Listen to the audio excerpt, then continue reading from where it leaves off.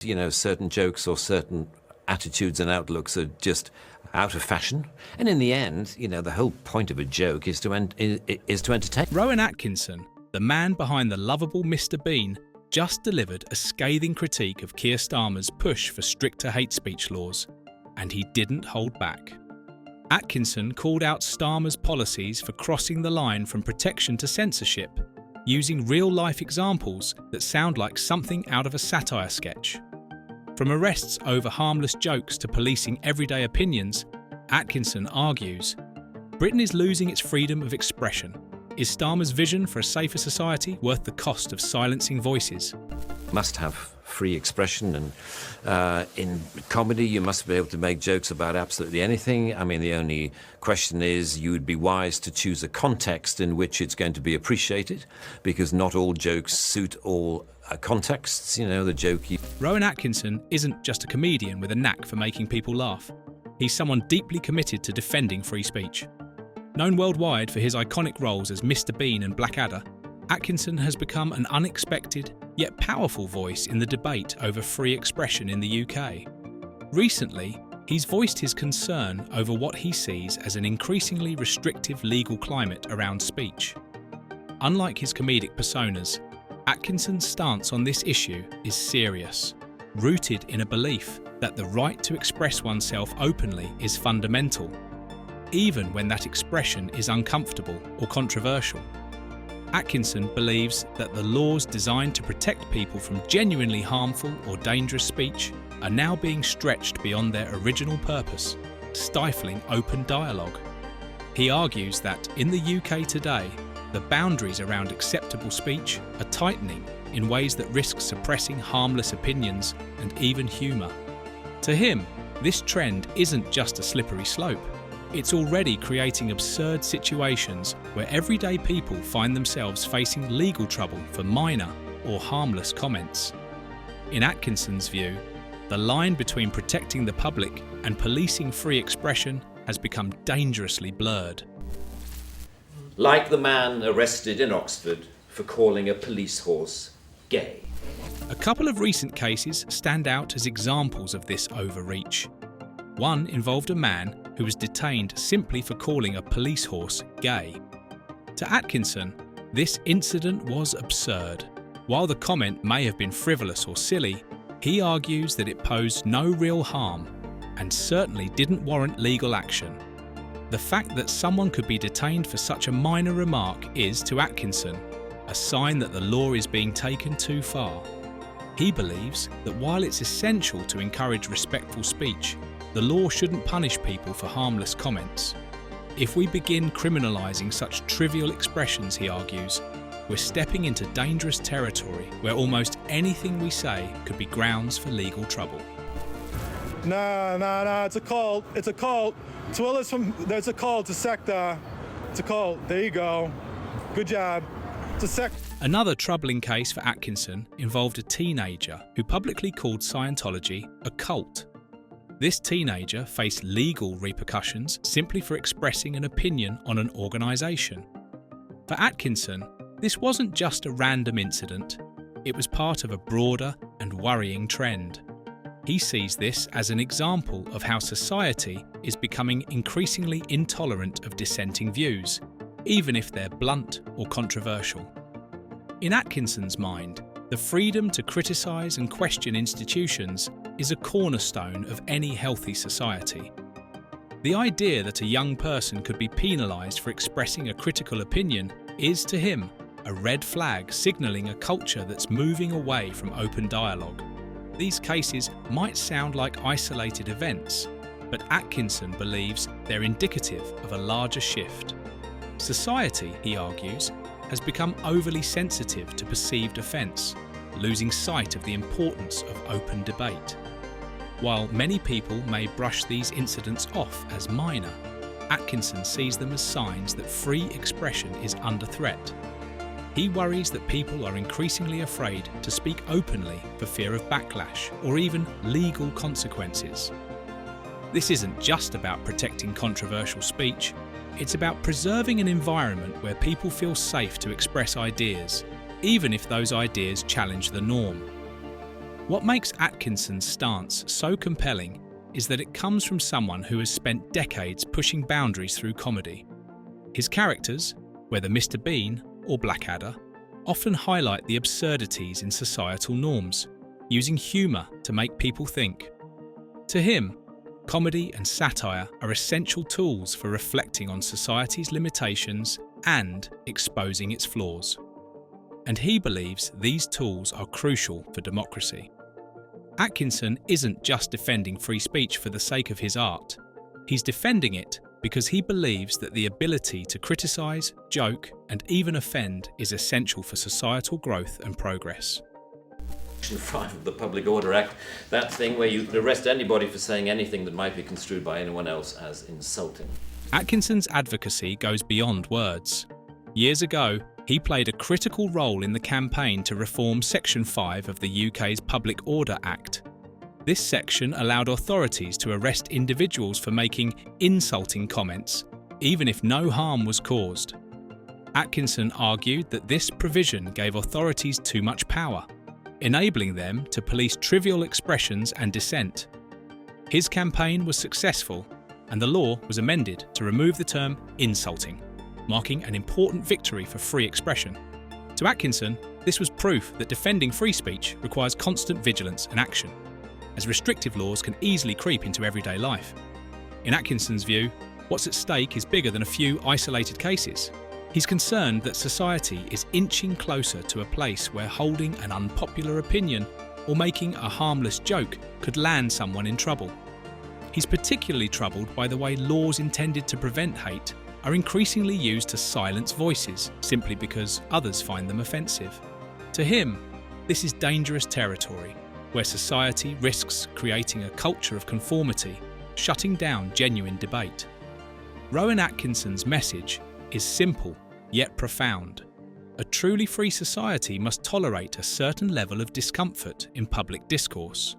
Free speech isn't just about protecting polite or agreeable opinions. It's about allowing space for debate, disagreement, and even a bit of provocation.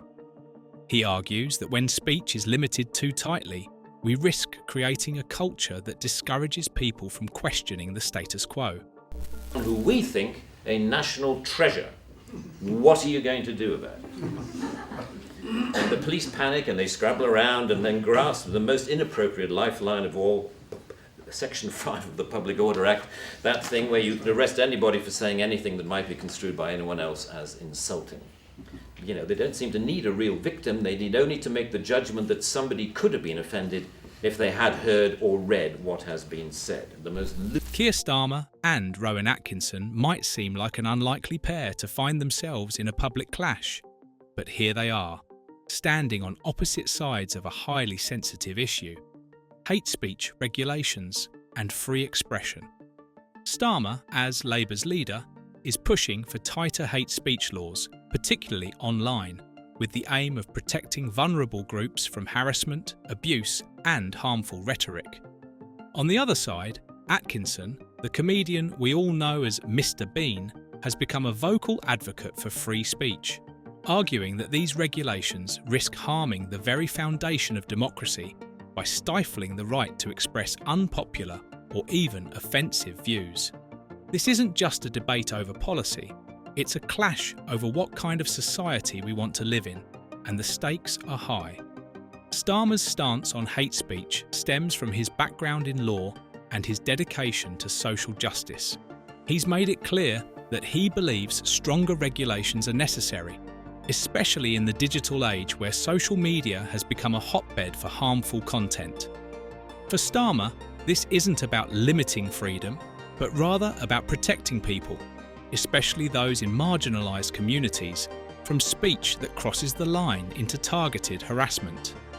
He and his supporters argue that vulnerable groups are often subjected to intense abuse online, and this abuse has real consequences, affecting mental health, safety, and well-being.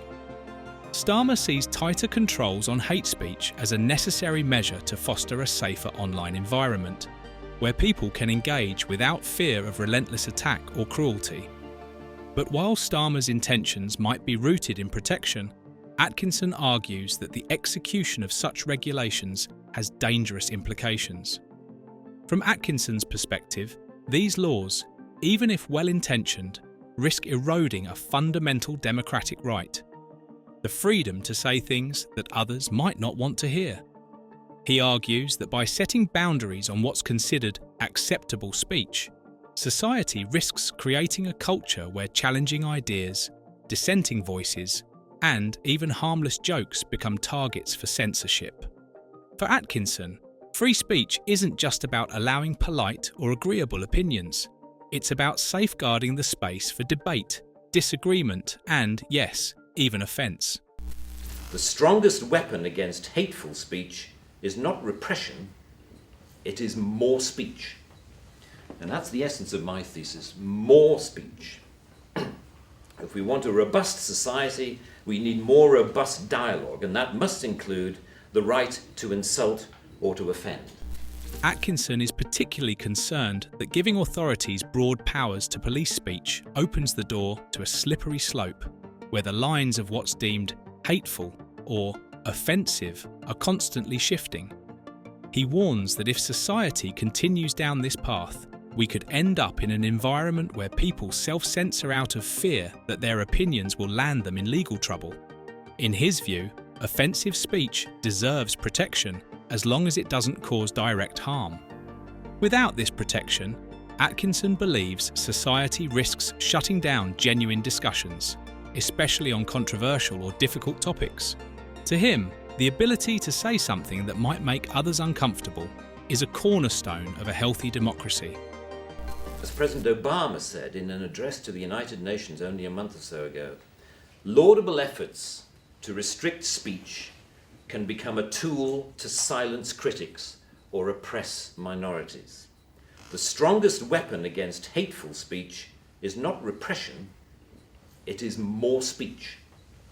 And that's the essence of my thesis. What makes this clash so fascinating is that both Atkinson and Starmer are arguing for something they see as a defence of societal values.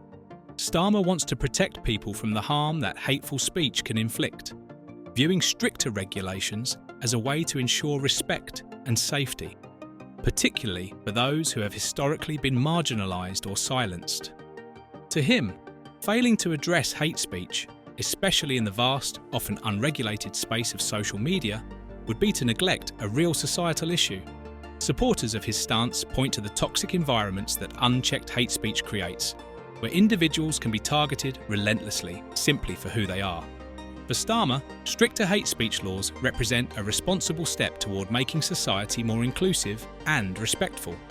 Threatening or abusive speech may, depending on the circumstances, be a proportionate response.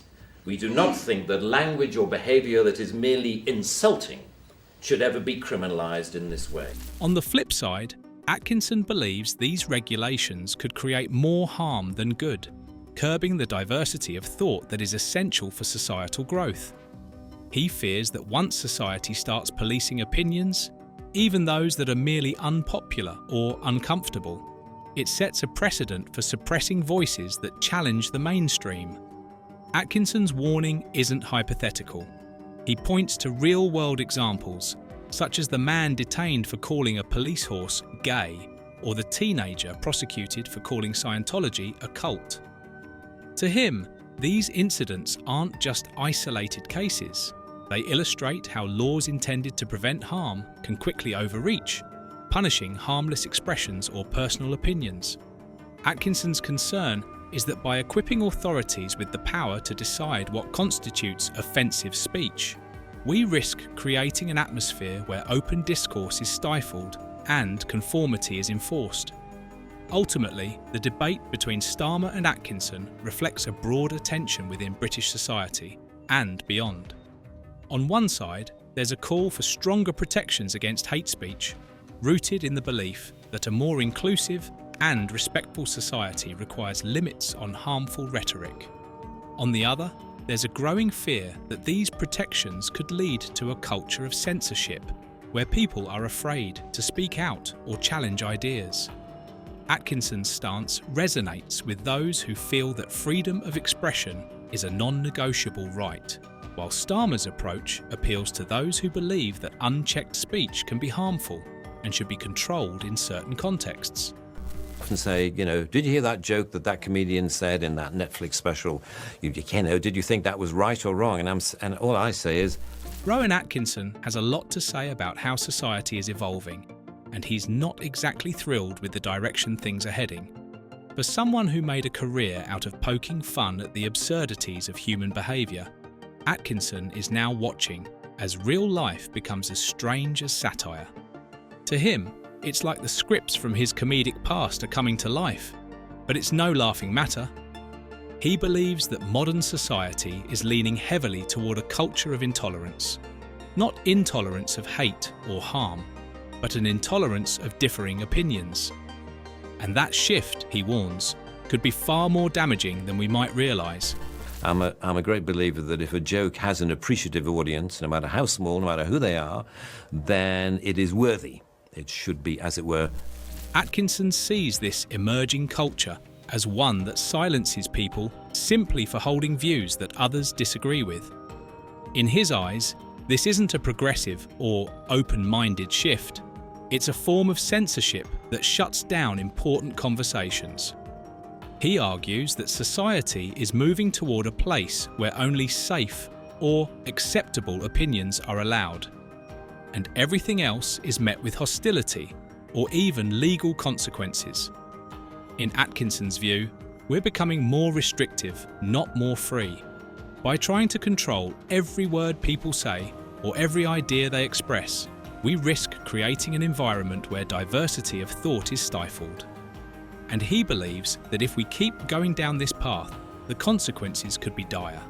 For Atkinson, a healthy society is one where people can challenge each other's ideas openly, even if it means ruffling a few feathers. He's not saying that hate speech or harassment should be allowed, but he's concerned that the boundary between offensive and harmful is becoming dangerously blurred. In his mind, people are becoming too quick to call for punishment or censorship the moment they encounter something they disagree with. This, he argues, doesn't create a kinder society. It creates a restrictive one where people are too afraid to speak their minds. It's a society where individuals who step outside the lines of accepted thinking are silenced or penalised. And for Atkinson, that's not progress, that's regression. One of the things that makes Atkinson's perspective so interesting is that he sees it all through the lens of comedy and satire. In his comedic past, absurd scenarios were the basis for humour. Ridiculous situations, like someone getting in trouble for making a harmless joke, were once relegated to sketches and scripts designed to make us laugh. But today, he's seeing these scenarios play out in real life. He points to examples like the man detained for calling a police horse gay, or the teenager prosecuted for labelling Scientology a cult. These incidents are so bizarre that they sound like the punchlines to satirical skits, yet they're real events that actually happened. To Atkinson, this blurring of lines between satire and reality is more than just ironic, it's alarming. The fact that society is dealing with issues that used to be the stuff of comedy sketches is, in his view, a signal that we're heading down a troubling road. What used to be exaggerated for laughs is now a reflection of real policies and real punishments. And when society starts to mirror satire, Atkinson believes it's a sign that something has gone very wrong. He's concerned that we're creating a world where every word is scrutinised, every joke analysed for potential offence, and every opinion weighed against a backdrop of intolerance. In such a world, he argues, people aren't encouraged to think critically or speak openly. They're encouraged to stay silent. Appallingly prickly and intolerant society has become of even the mildest adverse comment.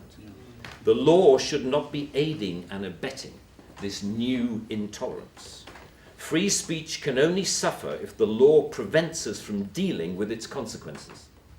Atkinson's broader critique is that this culture of policing language doesn't just hurt individuals, it hurts society as a whole.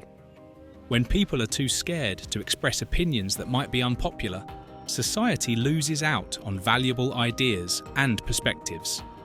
Atkinson sees open dialogue, even if it's uncomfortable, as essential for growth and understanding. He believes that progress comes from challenging ideas and confronting uncomfortable truths, not from silencing them. And yet, he feels that modern society is moving in the opposite direction, where people feel entitled to silence voices they simply don't want to hear. This, he argues, is a new form of intolerance, one that's cloaked in the language of inclusivity, but is, in reality, far from inclusive. In the past, Atkinson's comedy pushed boundaries by exaggerating the absurd, but today he sees reality itself becoming absurd. The irony isn't lost on him. He warns that by creating laws and social norms that punish people for expressing views that are merely disagreeable, we're creating a culture where satire can't even keep up with real life. In his view, if people can be detained for harmless comments or prosecuted for expressing opinions, society has strayed into territory that's both strange and frightening. He fears that this will only discourage people from speaking out or from questioning the status quo, ultimately leading to a society that's not only less free, but also less open to new ideas.